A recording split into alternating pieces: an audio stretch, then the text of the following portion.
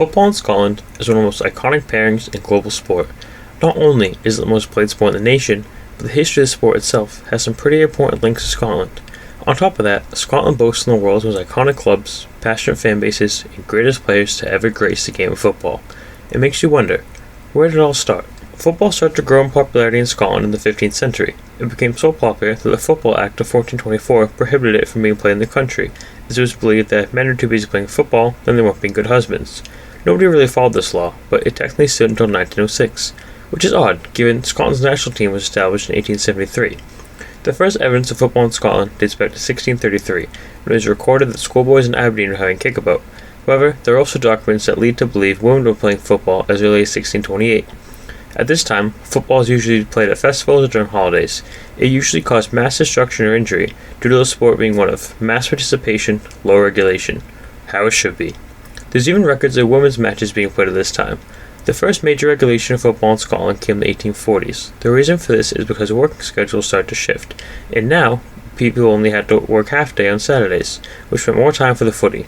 The temperance movement was one that looked to create a work-life balance in a time where workers didn't really have any rights. They saw football as a good leisure activity, and this is how recreational football started to become more common in Scotland. The Scottish Football Association is the second oldest one in the world and was founded in 1873. 8 clubs were also founded in 1873. Queen's Park, Clydesdale, Vale Leven, Dumbreck, Thurlanark, Eastern Granville, and Kilmarnock. Scotland played in the first ever international football match when they hosted England in Glasgow's Hamilton Crescent Cricket Ground on St Andrew's Day of 1872. It was a 0-0 draw, which is very fitting for the dynamic of the both nations. This was one of 5 matches between the two sides in 1870 and 1872. However, the one in Glasgow was recognized by FIFA as the first international football match. By the 1880s, football's most popular activity amongst men in Scotland, and a new railroad system allowed teams to travel across the country and play each other. Football was a very different game at the time, as it was charging and tackling allowed. Well, different for any other country. Let's not act like that still isn't the case in Scotland. It's believed this version of football is where rugby eventually stemmed from later on. Scotland continued to play against England, Wales, and Ireland on international level over the next 40 years. In 1881, the women's national team played their first official match, which was a 3-0 victory over England. 1883 saw the start of the British Home Championship, which created rivalries between the three sides. Out of the first 43 matches, Scotland lost just 2. They won the home championship on 24 separate occasions, and a calculation in 1998 deemed they would have topped the ELO ratings, the system currently used by FIFA to calculate the best national team in the world. In the late 1880s, many of Scotland's best footballers were going to England in order to play professionally.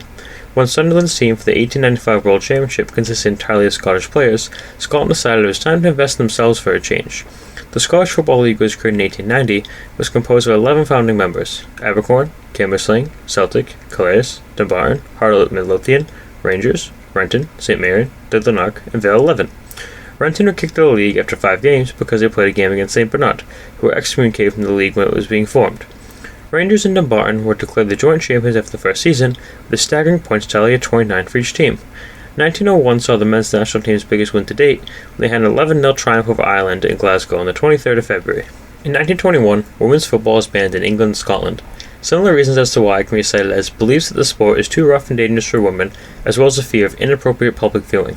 The 1921-22 season saw the resumption of league football after World War I, as well as the first season that goal average was introduced. 1922 also saw the introduction of automatic promotion to the league, and a 3rd division was added the next year. One of the men's national team's most notable wins was in 1928, when they beat England 5-1 away. This led the Scotland side involved to eventually be known as the Wembley Wizards.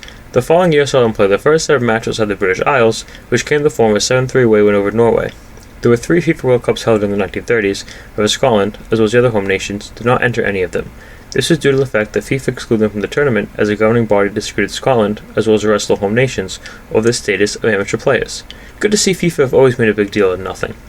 This disagreement wasn't resolved until after the Second World War. The end of the war also saw a resumption to league football in Scotland with a few changes. These include the divisions being named Division A, B, and C, as well as reserve sides being introduced, and trophies with the winners' names engraved being presented to the champions of the top 2 divisions, rather than the previous practice of just flags being awarded. In 1949, Division C was split into a southwest and southeast section. By the time the 1950s rolled around, Scotland and FIFA had squashed the beef, meaning Scotland were eligible for the 1950 World Cup. The top 2 teams in the British Isles qualified for the World Cup. However, the Scottish Football Association informed FIFA they would only send a team if they finished top of the qualifying group. They finished second, which was good enough for FIFA, but not good enough for the Scottish FA, who ignored pleas from their players, and even England captain at the time Billy Wright, to enter the World Cup despite qualifying second. Scotland didn't budge, and they disembarked on tour of North America instead. The same qualification rules applied for the 1954 edition of the World Cup, and Scotland once again finished second in their group. The Scottish FA had either changed their heart or a change in standard, as it decided to send a team this time. However, they only sent 13 players rather than the 22 they were allowed, as they believed the preparation wasn't good enough. Scotland were drawn to Group 3, with the likes of Uruguay, Austria, and Czechoslovakia.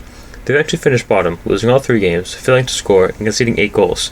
Almost like you shouldn't just bring 2 subs to a World Cup. In 1955, reserve teams pulled Division C, which meant the 5 clubs in the division were now automatically promoted to Division B. At this point, 18 clubs composed Division A, and there were 19 in Division B. 1956 saw another rebrand, with Division A and B being renamed to Division 1 and 2, respectively. 1958 saw another World Cup year, with Scotland once again qualifying for the tournament and booking their plane ticket to Sweden for the summer.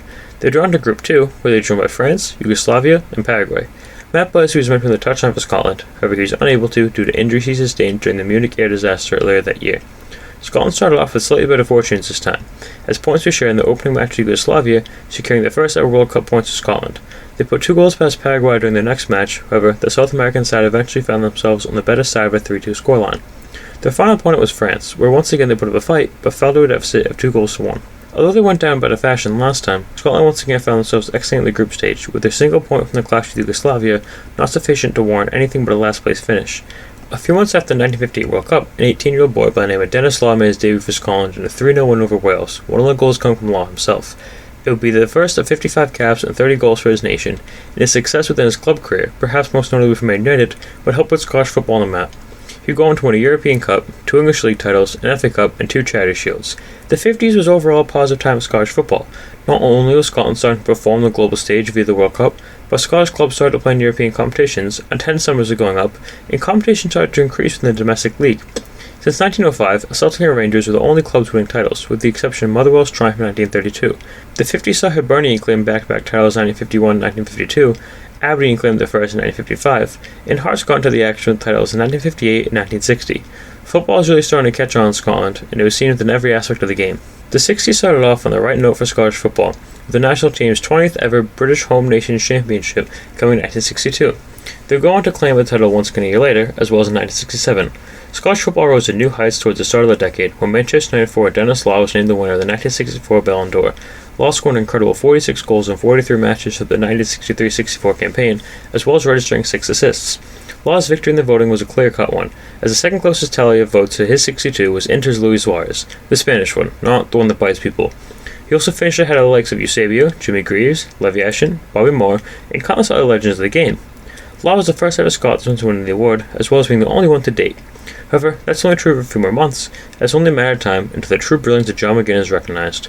The 60s also saw more competition flowing to the Scottish League, with Dundee claiming their main league title in 1962, and Kilmarnock getting the same honour 3 years later. 1966 saw Division 2 expand to 20 clubs, however they once again went down to 19 when Glaswegian side Third Lanarkman's demise in 1967. 1967 also saw one of the greatest achievements in Scottish football. Not only did Celtic win the European Cup after defeating Inter Milan in the final, and not only did they become the first British team, as well as the only Scottish team to date to win the competition, but they did so with an entire squad of players that have born in 30 miles of Glasgow. Celtic also won every single competition they entered that season, becoming the first team to ever complete the European treble. They also only ever team to win the pentuple, as last time I checked, Man City didn't win the Glasgow Cup in 2023. The 60s saw a dry period for the national team, with the side failing to qualify for the World Cup for the first time in their history, when they failed to make the 1962's edition of the tournament. And not only did they have to watch bitter rivals England lift the trophy on home soil in 1966, but they didn't even get a bite of the cherry, as they also failed to qualify that time around. As for Euros, Scotland didn't enter the tournament in 1960, nor did they in 1964, and they failed to qualify in 1968. If the 1950s and 60s got the ball rolling for Scottish football, the 70s is what fired into the back of the net. We start off with a young man by the name of Kenny Dalglish making his debut for Scotland in 1971. Dalglish spent 8 years at Celtic, where he made 204 appearances, scored 111 goals, won 4 league titles, 4 Scottish Cups, and a Scottish League Cup. He made the move to Liverpool in 1977, where he stayed for 13 years, making 355 appearances, scoring 118 goals, winning 8 league titles, 7 Charity Shields, 4 League Cups, 3 European Cups, 2 FA Cups, England Football of the Year on 2 occasions, and a UEFA Super Cup. He's also a record cap holder, as well as an all-time top scorer for Scotland. He's accumulated a total of 102 caps by the time he retired from international duty in 1986, and he matched Denis Law's 30 international goals, sharing the all-time scoring title with the former United forward. King Kenny also played in 3 separate World Cups for Scotland, scoring one of them.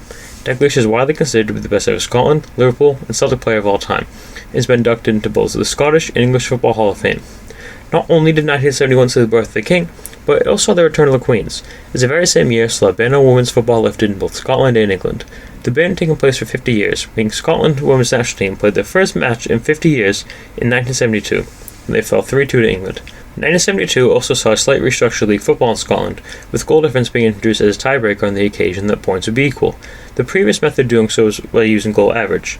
In 1972, Scottish football started to see some continental success, as Rangers claimed that year's European Cup Winners' Cup after a 3-2 victory over Dinamo in Moscow at the Camp Nou.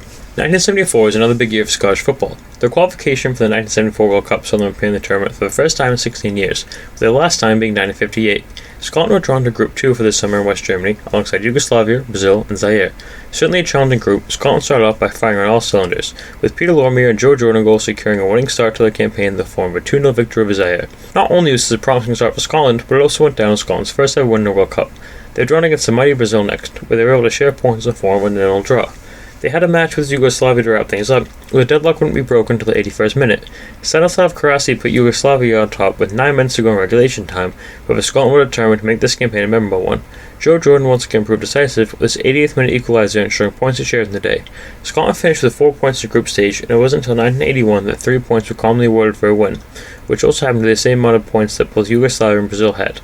Yugoslavia's 9-0 win over Zaire proved decisive, as their goal difference of +9 is eventually what saw them go clear at the top spot. Both Scotland and Brazil scored 3 goals each, but the one that Scotland conceded against Yugoslavia came back to bite them, as Brazil didn't concede a single goal throughout the entirety of the group stage. Although they once again went out of the group stage, Scotland managed to secure their first ever win in the World Cup, as well as emerged in the tournament unbeaten. They had a reinstated sense of pride, and things only got better for Scottish football a few months later, when 20-year-old by the name of Graham Souness made his debut with the national team. Souness was born in Edinburgh, however it was Tottenham Hotspur whose academy he was eventually a product of. And though he played for a total of 7 different clubs, he's best remembered for his time at Liverpool, where, with his countryman Dalglish up front, he made 359 appearances, scored 55 goals, and registered 40 assists. He won 5 league titles with Liverpool, as well as 3 European Cups, 5 League Cups, and 3 Charity Shields. Other major honours include a UEFA Cup with Spurs, an Italian Cup with Sampdoria, as well as a league title and a Scottish Cup with Rangers. Souness had 59 caps and 4 national goals to his name, and is widely considered to be the greatest ever midfielder to play in the navy blue and white of Scotland. He played in 3 World Cups between 1978 and 1986, scoring one of them. 1975 saw another rebrand of the Scottish top flight, as it was now called the Scottish Football League Premier Division instead of Scottish Football League Division 1, a title it had held since 1955. And while on the topic of the top flight, the 70s had its fair share of milestones. The previous 2 decades saw some trends of smaller clubs winning league titles, but the 70s seemed to have Celtic and Rangers really wheeling away. Celtic claimed the 25th total league title in 1970, which is part of a 9-season title winning streak between 1966 and 1974. Rangers eventually put an end to this in 1974 when they claimed a 35th total league title for themselves. The old firm dominated the rest of the 70s, trading off title-winning seasons every other year for the remainder of the decade. 1976 and 1977 saw Scotland win consecutive British Home Championship titles, as well as their last 2, as the competition was abolished in 1984. Scotland finished with 41 total wins and 81 total medals. Only England had more in both categories, with their neighbours to the south winning 54 goals and edging up the Scots with just 1 more total medal. 1978 was another World Cup year, and Scotland hoped that they would be able to build on the promising aspects from their campaign in West Germany 4 years earlier. Argentina hosted the tournament that year, and Scotland were drawn to Group 4, like to Peru, the Netherlands, and Iran. Scotland needed just 14 minutes to find the back of the net in their opening match against Peru, as Joe Jordan opened his World Cup scoring count. Unfortunately for Scotland, Jordan's prolific prowess in front of goal wasn't the only trend that continued in 78, as 3 goals from Peru went unresponded, and the South American side eventually found themselves on the better side of a 3-1 scoreline. Scotland had Iran next, and although they weren't technically the first to get their names on the score sheet, it was Iranian Anrik Eskandarian who gave Scotland the lead in the form of a 43rd minute own goal. Iran were able to secure a point for themselves with a 60th minute strike from Miraj Denifrad, ensuring shared points at the Olympic Stadium in Cordoba. Scotland's most exciting match of the tournament came 4 days later. They faced off against heavyweights Netherlands in Mendoza. Peter Rezenbrink opened the scoring from the spot in the 34th minute. However, King Kenny leveled the score for Scotland just before halftime in the 45th minute. Scotland came out swinging in the second half, with Archie Gemmill converting from the spot in the 46th minute, and then making a brace for himself 12 minutes later. Netherlands were able to respond to a lone goal from Dutch winger John Rupp in the 71st minute. However, their efforts were not enough to seal the mighty Scotland. The Tartan Army emerged on the better side of a 3-2 scoreline and secured one of their greatest international results. Despite this, the brutality of the FIFA World Cup group stage was once again less than friendly to the Scots. Peru topped the group with 5 points, and both the Netherlands and Scotland were level on 3. They both scored 5 goals, but Scotland conceded 3 more than the Netherlands, meaning they were once again set packing just after 3 games. This wasn't the end of major international competition for Scotland, as the women's national team played in their first ever tournament in 1979, when they took part in the European competition for women's football, the unofficial predecessor to the eventual Women's Euros. Scotland had drawn in Group C, with France and Denmark. Their first match was a 0-0 draw with France, and they fell to Denmark with a margin of 2-0, and Denmark and France both advanced over Scotland, in that order. 1980 saw Celtic defeat Rangers in the Scottish Cup final, which ended in an on-field scrap between both sets of supporters. Each club was fined £20,000, and alcohol was no longer sold at matches in Scotland. The same year also saw Aberdeen claim their second ever league title, and first since 1955, under the guidance of a little-known manager by the name of Alex Ferguson. Aberdeen would enjoy an incredibly prosperous decade in the 80s, with 3 League Cups, 4 Scottish Cups, a Scottish League Cup, the Drabber Cup, the European Cup Winners' Cup, and a European Super Cup all between 1980 and 1986. 1983 also saw league champions being shaken up, with Dundee United claiming their main league title. 1982 saw Scotland qualify for another World Cup, with Scotland being drawn to Group 6 with the likes of Brazil, the Soviet Union, and New Zealand for the tournament that was held in Spain. The opening fixture saw a convincing 5-0 win over New Zealand, with Kenny Dalglish scoring for himself, a brace from John Wark, as well as John Robertson and Stephen Archibald giving the names on the score sheet. The next match, they clashed with Brazil once more, where David Nery opened the scoring for Scotland in the 18th minute. However, Brazil cancelled out with 4, and changed their fortune from the draw with Scotland back in 74. A draw with the Soviet Union saw Scotland's 1982 World Cup campaign come to an end, with goals from Joe Jordan and Graham Souness not enough for anything but shared points to Malaga. 1983 was the year Aberdeen won the European Cup Winners' Cup after being a tin pot club called Real Madrid 2-1 in the final. A year later, and Rangers got the better of Celtic in the League Cup final with the scoreline of 3-2, with all of Rangers' goals coming from Ali McCoist. The 80s were a time of European success for Scottish clubs, and another example of this was seen in 1984, when Dundee United made it to the semis of the European Cup, where they eventually fell to AS Roma. 1986 saw Kenny Dalglish win his 100th cap for Scotland. He would go on to win 2 more, which still stands as a record for being the most cap player in the nation's history. The same year also saw Graham Souness being named the player manager of Rangers, as well as Celtic winning the league over Hearts in dramatic fashion, as not only did the league title go down to the final day, but goal difference ended up being the only factor to secure the trophy for the Glaswegians. 1986 was another World Cup year, and another disappointing campaign for the Scots. Scotland's first 2 games saw defeats of both Denmark and West Germany, with their only point coming in the form of a 0-0 draw with Uruguay, ensuring that Scotland finished bottom of Group E. The same year saw Alex Ferguson leave Aberdeen for Man United, where he ended up doing alright for himself. 1987 saw Dundee make it to the UEFA Cup final, where they eventually fell to Swedish side IFK Göteborg by an aggregate score of 2-1. The same year saw Rangers claim their first league title in 9 years. However, Celtic got one back when they claimed a domestic double the following season, which also happened to be their centenary season. 1989 saw Mo Johnson sign for Rangers, which was not only an insanely rare occurrence of a former Celtic man joining the blue side of Glasgow, but he also became the first ever Roman Catholic to sign for Rangers. The 90s started off with the Italia 90, which ended up being Scotland's 5th consecutive World Cup. Scotland started off with a narrow 1-0 defeat to Costa Rica, however they managed to turn their fortunes around with a 2-1 win over Sweden in their next match. The meeting with Brazil saw another narrow 1-0 defeat, seeing them miss out on the knockouts by 2 points, and once again falling at the first hurdle of the World Cup. 1991 saw Graham Souness leave Rangers to manage Liverpool, as well as Rangers in the league after a final day victory over Aberdeen. 1992 saw Scotland qualify for the European Championship, which was the first time the nation had done so since the tournament began in 1960. This was an incredibly impressive feat, as only 8 teams qualified for the Euros back then. Scotland were drawn into Group 2, with the likes of the Netherlands, Germany, and the Commonwealth of Independent States National Team, CIS for short. Their first game came in the form of a 1-0 defeat to the Netherlands, with a lone Dennis Bergkamp strike in the 75th minute breaking the deadlock. The next game saw a 2-0 defeat to Germany, where they were able to end the tournament on a high with a 3-0 win over CIS, with goals coming from Paul McStay, Brian McClare, and Gary McAllister. 1992 saw more examples of Scotland doing it on a global stage, as Rangers became the first Scottish team to participate in the newly revamped group stage of the UEFA Champions League that year.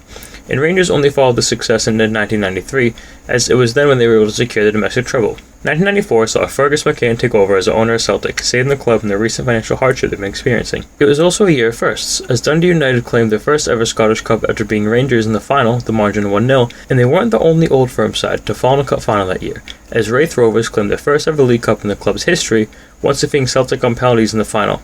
Scotland failed to qualify for the 1994 World Cup, which was the first time they missed out on the tournament since 1970. The final year saw the rebirth of Livingston FC, as that was a name that Meadowbank Thistle took on once making the move to West Lothian in 1995. Scotland qualified for Euro 96 and were drawn to Group A for the 16-team tournament in England. Their opening match saw a 0-0 draw against the Netherlands, and they failed to host England in a 2-0 defeat at Wembley for the next game. They were able to finish on a high once more, as a lone strike from Ali McCoist ensured a 1-1 over Switzerland. They finished level points with the Netherlands, however they were once again eliminated from a major tournament on goal difference. Scotland wouldn't take part in another European Championship for over 2 decades. 1997 saw Rangers win their 9th consecutive league title, which equaled the previous record set by Celtic, who ensured that Rangers didn't break the record by winning the league a year later. 1997 also saw the first ever British player to win the European Cup with a non-British team, as Paul Lambert was a member of the title-winning Borussia Dortmund squad. 1998 saw another major tournament in the form of the 1998 World Cup. They were once again defeated by Brazil by a margin 2-1, but managed to salvage a point against Norway after Craig Burley scored an equaliser in the 66th minute. Scotland weren't even able to end on a high this time round, as a 3-0 loss to Morocco sent them packing. Scotland wouldn't make another major tournament for another 22 years, and haven't made a World Cup since France '98. However, 1998 was an all-bad year for Scottish international football, as the women's side secured their biggest victory to date, with a 17-0 win over Lithuania on the 30th of May. A year later saw Rangers secure their domestic treble, after defeating old firm rivals in both the Scottish Cup as well as the Scottish League Cup. The turn of the century saw one of the most incredible upsets in Scottish football history, when second-tier side Inverness Caledonian Thistle defeated Celtic by a margin of 3-1. The same year saw a Scottish transfer record broken, when Norwegian forward Tore André Flo joined Rangers from Chelsea for a fee of £12 million. 2001 saw Celtic striker Henrik Larsson claim the European Golden Boot, with his 35 league goals integral to Celtic's first domestic treble since 1969. 2001 also saw Alan McCoy hang up his boots after 584 appearances for the likes of St Johnstone, Sunderland, Rangers and Kilmarnock, with 418 of them being for Rangers. He also scored 251 of his 290 career goals for Rangers and found the back of the net 19 times through his 61 caps for Scotland. Bertie Vogts was named the manager of the men's national side in 2002, making the German the first ever foreign manager in the team's history. Airdronians were liquidated the same year, which meant that Gretna were admitted to the Scottish Football League in their place.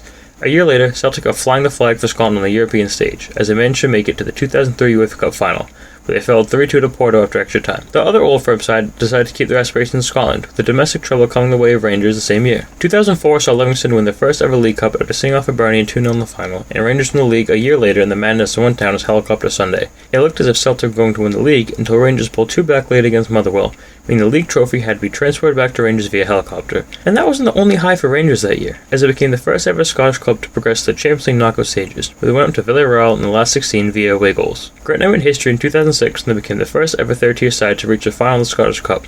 For any dreams of going all the way were deferred when they lost their hearts on penalties. Tragedy struck a year later, when Motherwell captain Phil O'Donnell died at the age of 35 after collapsing on the pitch during a league match against Dundee United. He made 201 appearances for Motherwell over 2 separate stints, and also played for Celtic and Sheffield Wednesday, as well as winning 1 cap for Scotland. Scott Brown signed by Celtic in 2007, and the $4.4 million transfer fee that was paid to Hibernian became the record fee for a transfer between 2 Scottish clubs. Gretna, who were only admitted to the Scottish Football League in 2002, were liquidated in 2008. Fans created a replacement Phoenix club called Gretna 2008, who are currently in the 5th tier of Scottish football. Rangers reached the final of the UEFA Cup the same year, however, they fell 2-0 to Russian side Zenit St. Petersburg. The end of the decade saw Livingston demoted 2 divisions in 2009 after they failed to pay debt they owed to the council. November of 2010 saw a referee strike in Scotland after they were met with criticism following a series of controversial calls. Someone tried to mail a bomb to Celtic manager Neil Lennon in 2011, however it was intercepted by the Royal Mail before it reached him. Kilmarnock claimed the first ever League Cup in 2012 after seeing off Celtic 1-0, and Hearts saw off Hibs 5-1 in the Scottish Cup final the same year, which was the first Edinburgh Derby Scottish Cup final since 1896. Rangers were liquidated after finding themselves £7 million in debt. A new club was formed under the same name, and they entered the 4th tier of Scottish football after being denied entry into the Scottish Football League. St Mirren claimed the first ever League Cup in 2013 after they defeated Hearts in the final with a margin of 3-2. The same year saw formation of the Scottish Professional Football League, which was a merger of the Scottish Premier League and the Scottish Football League. The first 4 tiers of Scottish football are now organised into the Scottish Premiership, Scottish Championship, Scottish League 1 and Scottish League 2. A Lowland Football League was also formed, and this overall reconstruction is the current league format held in Scotland. The same year saw Celtic sell midfielder Victor Wanyama to Southampton for £12.5 million, which was a record fee received by a Scottish club at the time. The next few years saw a few more firsts in the domestic cup scene. St Johnstone claimed they made the Scottish Cup in 2014 and they got the better of Dundee United with the scoreline of 2-0, and Inverness Caledonian Thistle claimed the first ever Scottish Cup the following year, after defeating Falkirk 2-1 in the final. It was also Inverness's first ever appearance in the final. Ross County continued this trend in 2016 when a 2-0 win over Hibernian ensured their maiden League Cup. However, Hibs were luckier later on in that year, when they claimed their first Scottish Cup since 1902 after seeing off Rangers 3-2 in the final. This was the first time the 2 teams that weren't in the first tier contested the Scottish Cup final, as both sides were in the second tier at the time. 2016 also saw Edinburgh City become the first team to be promoted through the new SPFL pyramid system, and Oliver Burke became the most expensive Scottish player when he joined RB Leipzig from Nottingham Forest for a fee of £13 million. Celtic grabbed 2017 by the scruff of the neck. Not only did they go 6-9 consecutive games unbeaten in domestic competitions, breaking the previous record of 62 also set by them, but they claimed themselves a domestic treble. 2017 also saw Scotland make a return to major international tournaments when the women's national team qualified for their first ever European Championship. They were drawn to Group D of the likes of England, Spain, and Portugal. Their campaign started off with a 6-0 defeat to England, and they once again fell to Portugal by margin of 2-1. They faced off against Spain in the final group stage match, when they won 1-0 thanks to a lone 42nd minute strike from Caroline Weir. Although it was sufficient to move on to the next round, Scotland made an impression at their first ever Women's Euros. Brechin City found themselves with an undesired accomplishment in 2018, and the championship side became the first Scottish club to go an entire season without winning a single game since Vale Legend did the same back in 1892. Celtic also became the first Scottish club to win consecutive domestic trebles, and broke the record for the transfer fee received by a Scottish club when the sole striker Moussa Nabelli to Lyon for £19.7 million. Celtic won their third consecutive domestic treble in 2018, and the record transfer fee for a Scottish player was broken twice. First by Ollie McBurney, when the striker made the move from Swansea City to Sheffield United for a fee of £20 million, and then by Kieran Tierney, less than a week later, when the left-back joined Arsenal from Celtic for a fee of €25 million. Queen's Park, the oldest club in Scotland, voted to go professional after being classed as amateur for the last 152 years, and the women's national team qualified for a major tournament once again when they were admitted into the 2019 Women's World Cup. 2020 saw football impacted in Scotland by COVID, with football being stopped from March to August. Once the season did resume, Celtic secured another domestic treble, making it their fourth consecutive one and consecutive 9th league title, once again tying the record set by themselves and equalled by Rangers. 2021 saw St Johnstone shocking the nation as they secured a historic double.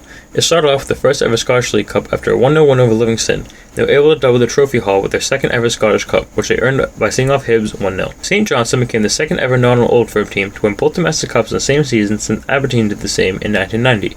One domestic trophy St Johnstone didn't win was a league title, as that title went to Rangers for the first time in 10 years, meaning that Rangers were able to prevent Celtic from breaking their record for the most consecutive league titles in a row. Rangers finished the league campaign with an astounding 102 points under manager Steven Gerrard, winning 32 matches, drawing 6, and securing an invincible league season with an incredible 0 losses. 2021 also saw Scotland qualify for the Euros to the first in the 21st century, as well as host some matches, as Glasgow's Hampden Park was chosen as one of the 11 host cities across 11 different European countries. Scotland were drawn to Group D with the likes of England, Croatia, and the Czech Republic. They started off with a 2-0 defeat to the Czech Republic at Hampden, a game which Patrick Schick scored from his own half. They headed south for Wembley next, where they would play out an enthralling 0-0 draw with England in the London Rain, a game that was widely celebrated as a win among Scotland fans, which, as expected, went down incredibly well with England fans. Croatia was their final match of the group, and they fell 3-1 to the water polo helmet-bearing side, with Cal McGregor scoring what would be Scotland's only goal in that game, as well as the entire tournament. Though Scotland were back having fun in the sun on the big stage, they ended up being the only team from Group D to not advance to the knockouts, and once again, had an international tournament to forget. Rangers made it to the Europa League final in 2022, where they lost to Bundesliga side Eintracht Frankfurt on penalties. The same year saw VAR introduced to the Scottish League, which is probably the least fun thing to happen in the most fun league in the history of football. Bring on 2023, and there's just some outright shenanigans. We start off with Aberdeen going out of the Scottish Cup to non-league side Darvel after the Ayrshire side got the best of the Dons 1-0, but that wasn't even the silliest thing to happen in the Cup that year. Inverness Caledonian Thistle lost 3-1 to Queen's Park in the Scottish Cup. However, when it turned out that Queen's Park fielded an ineligible player, they were disqualified, with Inverness taking their place. Inverness went on to make the final, in which they lost Celtic 3-1. 2023 also saw Scotland named as a co-host for Euro 2028. It was announced that the tournament would be taking place in the UK and Ireland. In the same year, Scotland had an incredible qualifying campaign for Euro 2024. They qualified automatically, finishing second in the group with 5 wins, 2 draws, and 1 loss. Some notable results include a 2-0 win over Spain at Hampden, thanks to a Scott McTominay brace, as well as an incredible 2-1 win over automatic qualification rivals Norway, which saw Scotland trailing 1-0 up until the 87th minute, which when Lyndon Dykes got his name on the score sheet for Scotland. This was followed by a winner from Kenny McLean 2 minutes later, as well as Haaland being removed from the best striker in the world debates and rightfully replaced by Lyndon Dykes. This wasn't the only international success for Scotland in 2023, as they finished top of Nations League Group B1 over the likes of Ukraine, Ireland, and Armenia. This saw Scotland being promoted to Nations League A for the first time since the tournament started in 2018. 2024 started off with Scotland taking a stand against FIFA's nonsense as the FA scrapped the idea of blue cards after holding a meeting at the summit of Loch Lomond, Ora. The same year saw Celtic become the first Scottish team to win men and women's league titles in the same season, and Scotland found themselves in a major tournament when they popped over to Germany for Euro 2024. Scotland had drawn to Group A, with host Germany, Switzerland, and Hungary.